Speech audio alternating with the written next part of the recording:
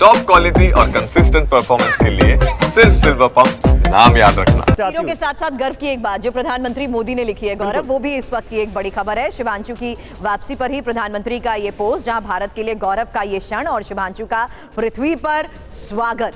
तो फिलहाल इसी खास क्षण की वो तस्वीर लगातार TV9 आपको दिखा रहा है, लेकिन इस बीच प्रधानमंत्री नरेंद्र मोदी का ये पोस्ट जहां शिवांशु और उनकी टीम को उन्होंने शुभकामनाएं दी हैं। उन्होंने लिखा है सुरभि कि मैं ग्रुप कैप्टन शुभांशु शुक्ला का स्वागत करता हूं पूरे राष्ट्र के साथ, और अंतरिक्ष में अपने ऐतिहासिक मिशन से जो पृथ्वी पर लौटे हैं, अंतर्राष्ट्रीय अंतरिक्ष स्टेशन का दौरा करने वाले भारत के पहले अंतरिक्ष यात्री के रूप में उन्होंने अपने समर्पण, साहस और अग्रणी भावना के माध्यम से 1 अरब सपनों को प्रेरित किया है।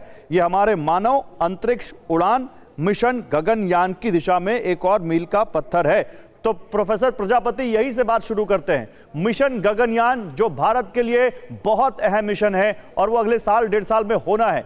शुभांशु शुक्ला की ये वापसी और शुभांशु शुक्ला का ये 18 दिनों का अनुभव मिशन गगनयान के लिए कितना अहम है और इससे क्या फायदा होगा? देखिए, हमारा जो गगनयान मिशन है वो पहला मानव सहित जो मिशन रहेगा जिसमें स्पेस में जाने का प्रोग्राम है, और वो 2027 तक लगभग लॉन्च किया जाएगा। और उसी की श्रेणी में ये एक प्रयोग था जिसमें शुभांशु शुक्ला जी को ISS स्पेस स्टेशन में भेजा गया। और ये जो आज सफलतापूर्वक उनकी यहाँ पर वापसी हुई है, ये निश्चित ही गगनयान जो हमारा मिशन है उसको भेजने के लिए एक प्रारंभिक तौर पे हमने एक टेस्ट किया है, ये कह सकते हैं कि किस तरह से स्पेस में भेजने की टेक्निक और वहाँ की टेक्नोलॉजी और वहाँ का जो पूरी जो साइंस है उसको समझने में काफी रोल इम्पोर्टेंट प्ले किया है।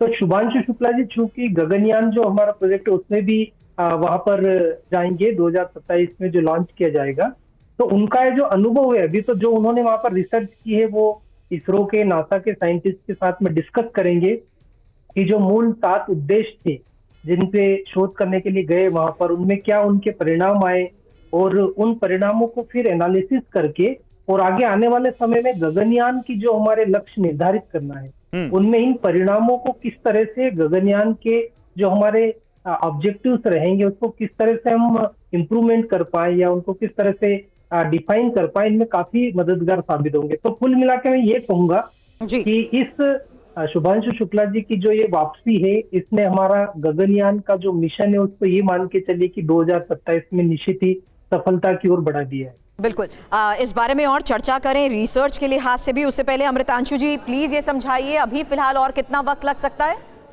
अभी अगर देखा जाए तो मोटे मोटे तौर पर अभी हमारे जितने भी स्प्लैश डाउन के उपरांत अगर आप देख सकते हैं तो वो प्रॉपर प्रोटोकॉल इस समय फॉलो हो रही है। यहाँ तक देखने में आ रहा है फ्लोटेशन डिवाइसेस जो है जो वाटर लैंडिंग्स के बाद अटैच की जाती हैं स्टेबलाइज हो चुके हैं, एस्ट्रोनॉट्स को असिस्ट किया जा रहा है। तो ऐसे अंदाजा तो नहीं लगाया जा सकता, लेकिन हम ये कह सकते हैं किसी भी क्षण अब हम देख सकते हैं प्रॉपर स्टेबिलिटी के बाद अब जैसे ही चीजों को अनलॉक किया जाएगा तो हमारे जो 4 एस्ट्रोनॉट हैं वो एक एक करके बाहर आएंगे और इसमें उनका मेडिकल असेसमेंट होगा। और एक इंपॉर्टेंट चीज यहाँ पर एक चीज मैं और जोड़ना चाहूंगा कि चूंकि वो माइक्रोग्रेविटी के प्रोलॉन्ग इफेक्ट्स में रहे हैं तो एस्ट्रोनॉट्स को शुरुआती दौर में खड़े होने में या स्टेबलाइज जो की एज होती है उसको करने में कुछ कभी इश्यूज आ जाता है। तो एक प्रोटोकॉल के तहत कभी कभी उनको जो है चेयर, जिसको चेयर रेस्ट बोला जाता है, उनको चेयर रेस्ट प्रोवाइड किया जाता है जैसे ही वो स्पेसक्राफ्ट से एग्जिट करते हैं। तो वो गौरव का क्षण हमारे सामने कभी भी आ सकता है। बिल्कुल, जब हमारे जो आप कह रहे हैं एग्जैक्टली हमने वो तब देखा था जब सुनीता विलियम्स वापस आई थी और उनको खड़े होने में परेशानी हो रही थी, उनको सहारा देकर खड़ा किया गया था।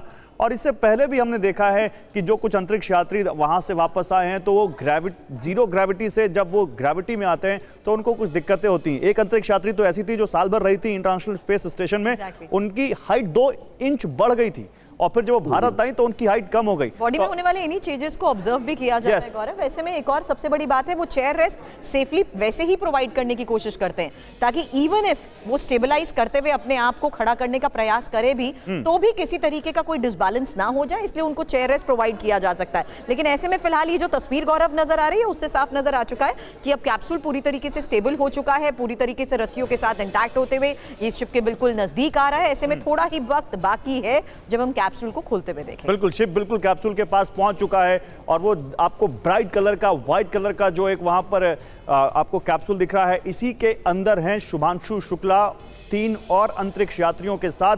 4 अंतरिक्ष यात्री जो 18 दिन पहले 25 जून को रवाना हुए थे, धरती से अंतरिक्ष की ओर इंटरनेशनल स्पेस स्टेशन गए थे।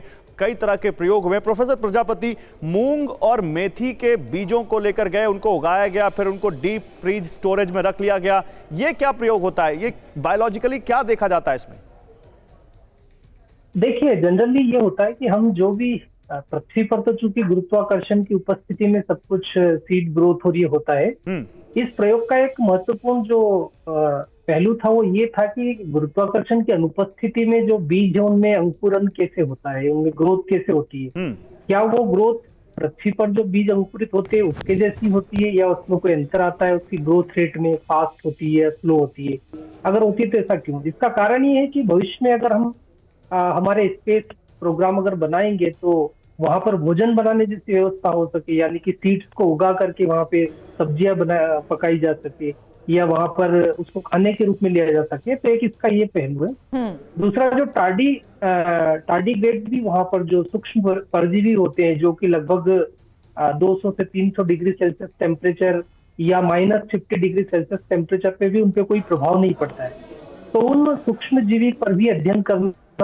दूसरा, मांसपेशियों पर हमारी जो मन स्थिति है उस पर क्या प्रभाव पड़ता है गुरुत्वाकर्षण का, ये सबसे मैं आपको यहाँ पर रोकना चाहूंगी फिलहाल, और अमृतांशु इस तस्वीर के साथ आपके पास आती हूँ, क्योंकि देखिए किस तरीके से रस्सी के सहारे इस पूरे कैप्सूल को बांधते हुए अब शिप के बिल्कुल नजदीक लाने में ये कामयाब रहे हैं। ऐसे में ये जो प्लेसमेंट्स अभी तक हमें नजर आ रही थी गौरव, साफ नजर आ रहा है कि कैसे इस पूरे कैप्सूल को इसके ऊपर ही यहाँ प्लेस कर दिया गया है, यानी शिप के ऊपर अब कैप्सूल पूरी तरीके से नीचे एक प्लेटफॉर्म बनाया गया है। उस प्लेटफॉर्म पर जो सर्कल नुमा एक प्लेटफॉर्म से पानी निकल रहा है पूरे कैप्सूल में से, क्योंकि कैप्सूल पानी में डूबा हुआ था, इसलिए अब पानी से निकालकर इसको अब उस शिप पर रखा गया है क्रेन्स के जरिए। और अब ऊपर का जो टॉप है और जो आप रस्सी बता रही, दरअसल उन रस्सी से बांधा जा रहा था ताकि क्रेन की रस्सियों से इनको कैरी किया जा सके। यहाँ से लेकर पूरा ऊपर तक बांधा गया और यहीं से ये ओपन होगा। बिल्कुल। और चारों तरफ से रस्सियों के साथ इसे बैलेंस किया गया है शिप के साथ। ये हुक्स आप देख रहे हैं, डायरेक्ट दूसरा हुक शिप के हर कॉर्नर पे है जिससे इसको बैलेंस किया गया है। भी हम एक यहाँ पे डोर देख रहे हैं, ये जो आप देख रहे हैं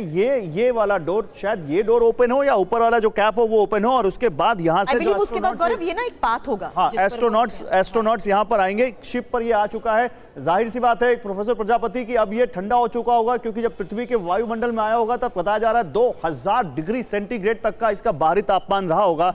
तो अब इतनी देर का जो इंतजार किया गया इसलिए कि इसका टेम्परेचर कूल डाउन हो और फिर उसको खोला जा सके। प्रोफेसर प्रजापति, मैं यही बताना चाह रहा हूँ कि आप अगर शील्ड का कलर देखेंगे तो वो हल्का सा वहां पर ऑरेंज कलर हुआ है जी।